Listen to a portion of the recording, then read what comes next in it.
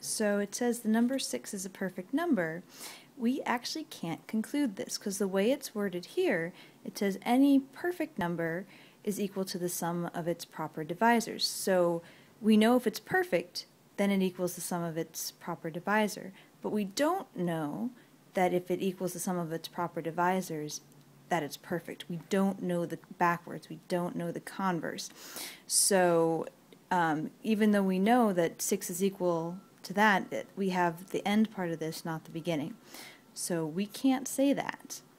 But we can't say that it's not a perfect number either. It very well could be based on just that evidence there. If you know the conclusion, you don't necessarily know the hypothesis. It could be either way.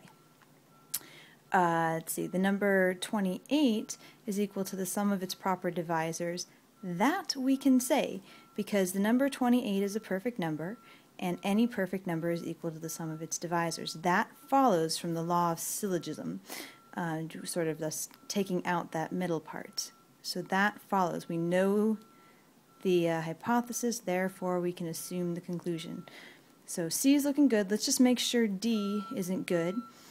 The number 28 is not equal to the sum of its proper divisors. Well, that's silly because we do know that number 28 is a perfect number and any perfect number is equal to the sum of its proper divisors. So this part here is wrong. So C is our answer.